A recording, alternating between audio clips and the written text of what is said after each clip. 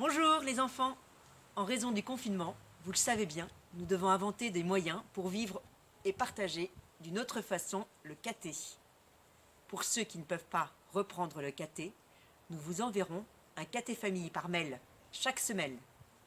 Vous pourrez ainsi partager la parole de Dieu, continuer à mieux connaître Jésus, y piocher des idées, jeux, bricolage et inviter votre papa, votre maman, vos frères, vos sœurs pour un temps de prière.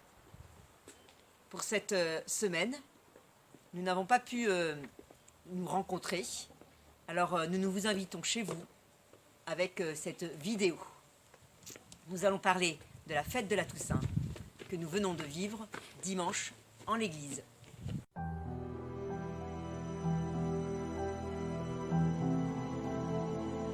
Voyant les foules, Jésus gravit la montagne. Il s'assoit et ses disciples s'approchent de lui. Alors, ouvrant la bouche, Jésus les enseigne et dit : Heureux les pauvres de cœur, car le royaume des cieux est à eux. Heureux ceux qui pleurent, car ils seront consolés. Heureux les doux, car ils recevront la terre en héritage. Heureux ceux qui ont faim et soif de la justice, car ils seront rassasiés. Heureux les miséricordieux, car ils obtiendront miséricorde. Heureux les cœurs purs, car ils verront Dieu. Heureux les artisans de paix, car ils seront appelés fils de Dieu. Heureux ceux qui sont persécutés pour la justice, car le royaume des cieux est à eux. Heureux êtes-vous si l'on vous insulte, si l'on vous persécute, et si l'on dit faussement toutes sortes de mal contre vous, à cause de moi.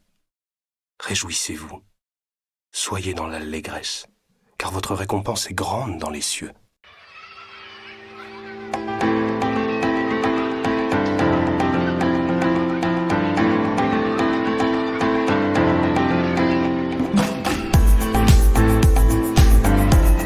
Heureux les pauvres de cœur. Dans ce texte, toutes les phrases que Jésus prononce commencent par « heureux ». Cela veut dire que Jésus veut vraiment qu'on soit heureux. Heureux ceux qui pleurent. Ceux qui pleurent, ils sont sensibles et qu'on peut pleurer avec ceux qui sont malheureux. Heureux les doux. Les doux, c'est ceux qui sont gentils. Heureux les miséricordieux. Les miséricordieux, ça veut dire qu'ils sont pleins d'amour. Et que, puisqu'ils sont pleins d'amour, ils ne peuvent pas faire n'importe quoi. Ils disent toujours la vérité. Heureux les cœurs purs. Enfin, moi, je peux rendre mon cœur pur en disant des choses gentilles. Et si j'ai envie de ne pas rendre mon cœur pur, eh ben, je dis des choses méchantes. Heureux les artisans de paix. Je suis un artisan de paix quand je fais la paix autour de moi. Soyez dans l'allégresse, car votre récompense est grande dans les cieux. Pour moi, la grande récompense que j'aurai dans le ciel, ce serait encore plus d'amour que j'aurais eu sur terre.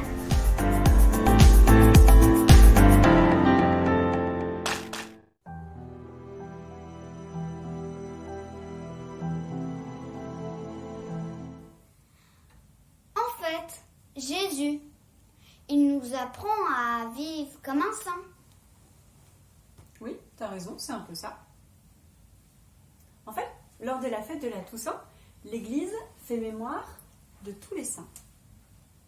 Ces personnes lumineuses qui, par leur vie, témoignent de l'amour du Christ, de l'amour de Jésus ressuscité. D'ailleurs, chacun de nous a un saint patron. Généralement, c'est celui qui porte le même prénom que nous. Ce prénom, ce sont tes parents qui l'ont choisi pour toi. Bien souvent, parce qu'ils aimaient le sens, ils aimaient ce que ce prénom signifiait. Mais aussi, parfois, parce qu'ils aimaient la vie de ce saint patron, qu'ils souhaitaient que ce soit un peu un modèle pour ta vie à toi. Dans saint patron, la signification du mot patron veut dire chef. Oui, t'as raison, ça peut prêter à confusion. Un saint patron, ce n'est pas celui qui commande tous les saints. En fait, le mot patron signifie en latin protecteur. Donc le saint patron, c'est un saint à qui on demande sa protection. Par exemple, Sainte Geneviève est la sainte patronne de la ville de Paris. Parce que par ses prières, elle a protégé cette ville d'une invasion barbare. Sainte Hildegarde, dont on a parlé au caté, est la sainte patronne de l'écologie, de la protection de la nature. Sainte Apolline est la sainte patronne des dentistes. La pauvre a été condamnée à se faire arracher toutes les dents. Saint Joseph est le patron des charpentiers. Et Sainte Mathilde est la sainte patronne des familles. Je vais vous raconter son histoire. Mathilde était une femme très généreuse. Elle aimait partager et elle donnait beaucoup ses richesses aux plus démunis. Son fils n'était pas très d'accord avec ça, avec cette générosité. Il voulait garder ses richesses pour lui, que sa maman garde ses richesses pour lui. Alors il a fait emprisonner sa maman. Mathilde, emprisonnée, n'a jamais cessé de prier pour son fils et pour la paix entre eux. Elle est aujourd'hui la sainte patronne des familles. Mais les saints sont-ils tous des personnes qui vivaient il y a très longtemps? Non, à chaque époque vivaient des saints. D'ailleurs, écoute bien l'histoire d'un saint de notre époque. Carlo Acutis naît le 3 mai 1991 et grandit en Italie. Ses parents ne sont pas particulièrement pratiquants, mais ils demandent le baptême pour Carlo. En fait, son papa, Andrea, est issu d'une famille catholique pratiquante, mais absorbé par son travail, il n'a pas le temps de pratiquer sa foi. Sa maman, Antonia, est issue d'une famille non pratiquante, mais sans hostilité envers l'Église. Carlo découvre la foi grâce à ses nounous, et c'est lui qui amène ses parents à la foi. « Madame, votre fils est spécial ».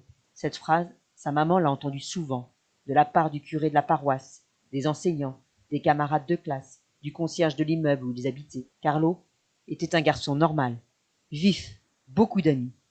Mais ce côté spécial porte un nom. Jésus, son ami. Sa maman s'en était déjà rendu compte quand, passant devant les églises, le tout petit Carlo lui disait « Maman, entrons pour saluer Jésus et dire une prière. » Puis, elle a découvert qu'il lisait la vie des saints et la Bible. Quand il était petit, nous allions très peu à l'église, mais ce petit monstre me posait beaucoup de questions profondes auxquelles je ne savais pas répondre. Sa dévotion me laissait perplexe. Il était si petit et tellement sûr. Je comprenais que cela lui appartenait, mais cela m'interpellait aussi. C'est ainsi que j'ai commencé à me rapprocher de la foi. Je l'ai suivi. À 7 ans, Carlo demande à recevoir la première communion. Cet ami devient encore plus proche. Carlo va à la messe tous les jours, car il disait « L'Eucharistie est une autoroute pour le ciel. » À la fin de la célébration, il reste pour l'adoration. Carlo a un caractère fort, impétueux, généreux. Il aime les animaux, les Pokémon, les films policiers et les jeux de culture générale à la télévision. Jouer à la PlayStation avec ses amis. Il est passionné par l'informatique. À l'école, il est l'ami de tous, mais surtout de ceux qui ont besoin. Ses camarades cherchent sa compagnie, même ceux qui ne croient pas en Dieu. Ils lui demandent conseil, de l'aide. Ils le cherchent, car avec Carlo, on est bien. Il y a quelque chose d'attirant en lui. Et pourtant, il n'aime pas les modes. Il se fâche quand sa mère veut lui acheter une deuxième paire de chaussures. Il ne cache jamais la source de son bonheur. Dans sa chambre, il a un grand portrait de Jésus, et tout le monde peut le voir. Il invite ses camarades à la messe à se réconcilier avec Dieu. Il écrit dans un carnet. La tristesse, c'est le regard tourné vers soi-même. Le bonheur, c'est le regard tourné vers Dieu. La conversion n'est rien d'autre que déplacer le regard du bas vers le haut. Il suffit d'un simple mouvement des yeux. Tout le monde le connaît dans le quartier. Quand il passe en bicyclette, il s'arrête pour saluer les concierges. Beaucoup sont extracommunautaires, musulmans, hindouistes. Il leur parle de lui, de sa foi. Eux, ils écoutent, ce garçon tellement sympathique et accueillant. Au déjeuner, il fait mettre les restes de nourriture dans des boîtes qu'il apporte au clochard. Chez lui, l'employé de maison s'appelle Radjé. Il est hindouiste. Entre lui et Carlo naît une amitié profonde, à tel point que Radjé se convertit et demande à recevoir les sacrements. Radjé dit « Il me disait que je serais plus heureux si je m'approchais de Jésus. J'ai demandé le baptême chrétien parce qu'il m'a contaminé et foudroyé avec sa foi profonde, sa charité et sa pureté. Je l'ai toujours considéré comme hors norme, parce qu'un garçon aussi jeune, aussi beau et aussi riche préfère normalement vivre différemment. Mais Carlo ne sait pas ce que signifie vivre différemment. Pour lui, il ne faut pas gaspiller l'argent. Avec ses économies, il achète un sac de couchage pour le clochard qu'il voit quand il va à la messe. Ou bien, il les donne aux religieux, les capucins, qui servent des repas aux sans-abri. Il reçoit souvent le sacrement de réconciliation, parce que, Tout comme la montgolfière a besoin de lâcher du lest pour s'élever, de même, pour s'élever au ciel, l'âme a aussi besoin d'enlever ses petits poids que sont les péchés de vie. ce sont les mots simples d'un jeune garçon qui désire rester avec cet ami qui lui demande de lui rendre témoignage par sa vie. À 13 ans, suite à des visites d'exposition avec ses parents, il a une idée. Une exposition sur les miracles eucharistiques. Sa maman raconte. Il était certain qu'ainsi, les gens se rendraient compte que dans l'hostie et le vin consacré, il y a vraiment le corps et le sang du Christ. Qu'il n'y a rien de symbolique, mais que c'est une possibilité réelle de le rencontrer. À l'époque, il était aide-catéchiste, et cette exposition lui semblait une nouvelle manière de faire réfléchir au mystère eucharistique. Ses connaissances informatiques lui sont d'une grande aide. Il s'y met corps et âme, il se documente, demande à ses parents de l'accompagner. Il implique tout le monde. 3 ans plus tard, l'exposition est prête. L'exposition est demandée dans le monde entier. Durant les vacances d'été 2006, Carlo demande à sa mère. D'après toi, je dois devenir prêtre? Elle répond simplement. Tu le comprendras tout seul. Dieu te le fera comprendre. Début octobre, Carlo tombe malade. On dirait une simple grippe. Il vient de terminer la présentation d'une vidéo avec des propositions de bénévolat pour les élèves de son lycée. Quelques jours plus tard, il est hospitalisé à la clinique. Ce n'est pas la grippe, mais une leucémie foudroyante, la plus grave. Il n'y a aucune possibilité de traitement. Lorsqu'il passe le seuil de l'hôpital, il dit à sa mère « Je ne sortirai pas d'ici. » Quelques jours plus tôt, il avait dit à ses parents « J'offre les souffrances que j'aurai à subir au Seigneur, pour le pape et pour l'Église, pour ne pas faire le purgatoire et aller tout droit au paradis. » Les souffrances arrivent, mais à l'infirmière qui lui demande comment il se sent, il répond « Bien, il y a des gens qui vont moins bien. Ne réveillez pas maman, elle est fatiguée et se ferait encore plus de soucis. » Il demande l'onction des malades. Il meurt le 12 octobre à 15 ans. Le jour de ses funérailles, l'église et le parvis sont bondés. Il règne une atmosphère de fête, comme s'il s'agissait d'une naissance. Sa mère raconte « J'ai vu des gens que je n'avais jamais vus, ni connus avant. Des clochards, des extracommunautaires, des enfants.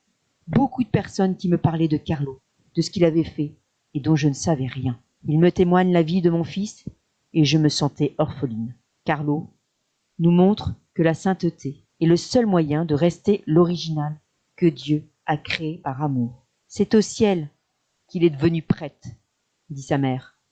Lui, qui ne comprenait pas que les stades soient pleins pour des concerts et que les églises restent tellement vides. Il répétait, ils doivent comprendre.